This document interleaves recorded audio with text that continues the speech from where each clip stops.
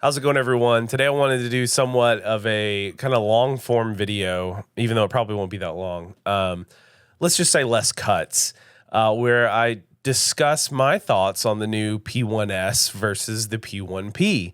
I thought it was interesting that they dropped the P1S, considering the way that they marketed the P1P. It sounded like the P1P was the bare bones X1C, but then now you have this P1S that's come along, and it's essentially a P1P with an enclosure and a cable chain and airflow. So it's almost identical to an X1C without the LiDAR, which I thought was a very interesting take. But, I think that overall, the P1P is still a better option for most people. But let me go ahead and pull up the website and I'll further prove my point here. So I woke up this morning, saw this wonderful little web page with what looks like an X1C in steel gray. That's what it looks like. Long story short, you have, like I said, a machine that is going to be a P1P that's just better for more finicky materials. It's essentially what it is. You have an enclosure, and if you scroll down here and you look at the differences, it's not it's not revolutionary. And I don't think that they're trying to, let me put this over here. I don't think that they're trying to make this machine look revolutionary by any means. I mean, literally it's an enclosure. You have a cable chain, you have a closed loop control for your fans. So, and the carbon filter that's built into it. So really, this is a P1P that's meant for somebody that is going to be printing in ASA, ABS, PA, and PC, where you can still do that on the P1P. It's just not ideal. You're going to have to find some way to enclose it, whether that be printing your own enclosure or buying one of those upgrade kits that you're finding on Amazon now.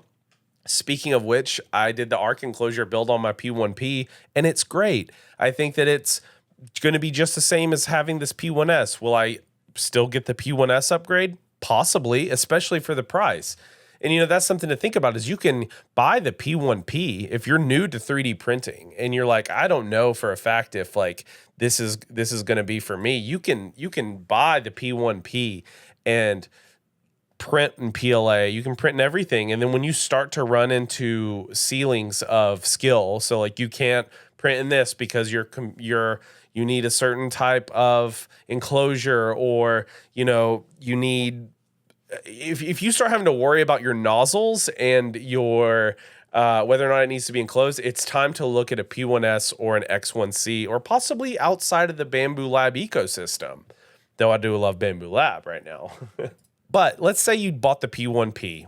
It's retailing now in the United States for, I think it's $5.99. And you can pick this up. Fun fact, you can pick these up locally at a micro center if you live near one.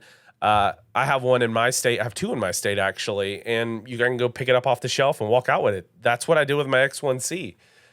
So you can actually buy this for $5.99.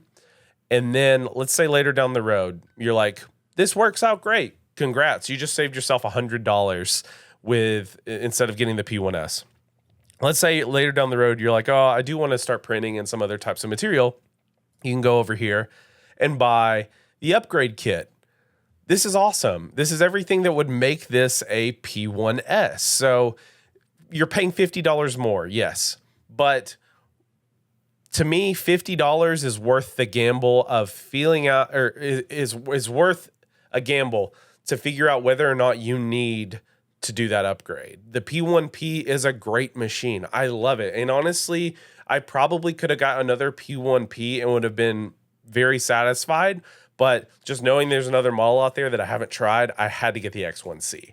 I love them both equally, though. They both work great. So if you're on the fence on the P1P versus the P1S versus the X1C, if you're thinking about the X1C, just because it's the greatest and you want the end all be all, that's the way to go. I think if you're new to 3D printing, P1P is the way to go.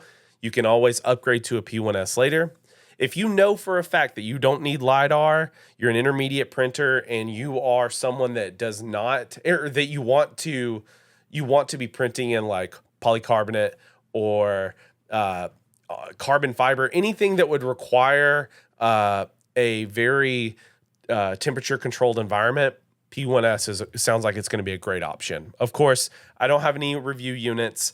I don't have I haven't had the chance to try it myself, but it is scary how identical it is to the P1P, just with these few little upgrades here. So yeah, that's my thoughts. I just wanted to make this quick little video to kind of let you know my initial thoughts on it as someone that has used both the X1C. I have one, the P1P, I have that. I think that this will be fine. One other thing that is worth mentioning, though, the P1S does come with this new textured PEI plate. It looks identical to the P1P plate that it originally came with. I don't know why you would necessarily need to upgrade to this. It says that this supports PETG and the old one didn't. That's not it. Let me go to the old one. Yeah, this one here. This one, it shows PLA, ABS, TPU, PC. I have had no problems printing PETG on this, so I would honestly say that alone is not a reason to upgrade. I mean, of course not. You can buy a plate for cheaper than even $30. You can go AliExpress and pick up a third-party plate for cheaper than that. I'm using one. They're great. So yeah, I think Bambu Labs, this is exciting to know that they've come out with a new model. I think that they are hitting a specific target audience, and I don't want people to think that the P1P is irrelevant now, because it's totally not. It's still a great machine, and it's still a machine that's probably going to stay around for quite some time, especially for entry-level people trying to get into the press and print scene. So yeah, I appreciate you guys checking out today's video. My name is Shayway. We'll see you next time.